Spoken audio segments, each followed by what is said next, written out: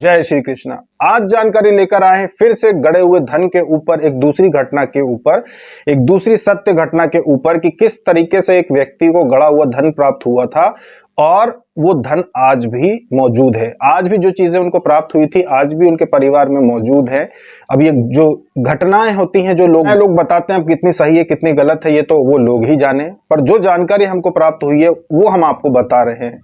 एक गांव में एक किसान रहता था। किसान जो था मेहनत करता था, जमीन बहुत ज्यादा तो नहीं थी पर इतनी थी कि हाँ भाई उसके घर का भरण पोषण अच्छे से हो रहा था।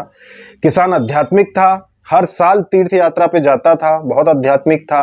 कन्याओं की बहुत सेवा करता था, कन्याओं के प्रति उसका विशेष आदर सम्मान था, कन्याओं के लिए बहुत करता था। वो जितना हो सके कन्या विवाह में सहायता करता था। अपने उसके घर में भी कन्याएं थी, उनकी बहुत सहायता करता था। तो कई बार ऐसा होता है कि कोई व्यक्ति अगर ऐसा होता है जो ईमानदार होता है, मेहनत से अपने जीवन में चल रहा होता है, पूजा पाठ और लोगों की सेवा के विषय में सोच के चलता है, के ऊपर किसी न किसी देवी देवता की विशेष कृपा हो जाती है। तो ये जो किसान थे इनके साथ भी एक ऐसी घटना हुई जो हम आपको बताते हैं। बड़ी रोचक घटना है। देखिए, जब भी कहीं किसी प्रकार के चमत्कारिक चीज आपको देखने को मिलती हो, चाहे वो कहीं भी आपने को देखने को मिले, चाहे घर में मिले, चाहे खेत में मिले, कहीं भी, तो कभी भी इस बात को दूसरों को तुरंत के तुरंत बताना नहीं चाहिए। थोड़ी सी शांति रखना चाहिए, जल्दबाजी नहीं करना चाहिए। कई घटनाएं बताती हैं कि दूसरों को बताएगा चमत्कार नहीं रह जाते फिर। तो कई प्रकार की जो आपके घर में घटनाएं होती है वो आपको लोगों को नहीं बताना चाहिए। पहले हम ये आपको बात बता देते हैं, ये कहानी सुना देते हैं कि किसान के साथ क्या हुआ था। तो ये जो किसान थे रोजाना की तरह ये भी सुबह सुबह अपने खेत में गए। तो खेत की जो मेड़ होती है, खेत की जो मेड़, जो चलने के लिए रास्ता होता है, छोटा सा 1-1.5 फीट 2 फीट का जो लोग रास्ता बनाते हैं, उस मेड़ पर ये चल रहे थे। तो जिस स्थान पर ये प्रतिदिन जाकर बैठते थे अपने खेत में, वहां पर जाके बैठ गए।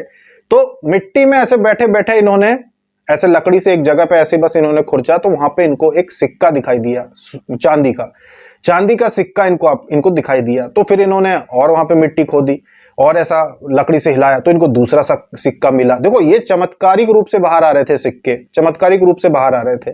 फिर उन्होंने और वहां पे मिट्टी हिलाई तो इनको तीसरा सिक्का मिला। फिर उन्होंने और मिट्टी हिलाई तो इनको वहां पे चौथा सिक्का मिला।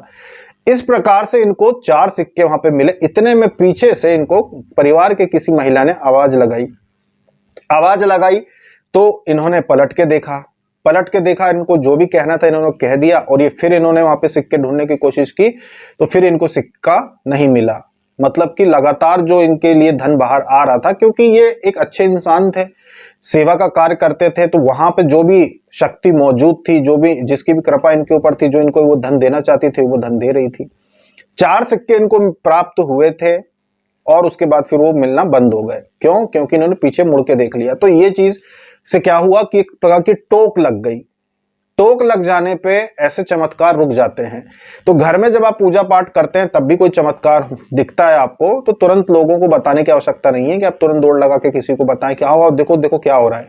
बल्कि आपको आनंद लेना चाहिए स्वयं ऐसे चमत्कारों का, तभी आपको चमत्कार और बढ़ते जाते हैं आपके।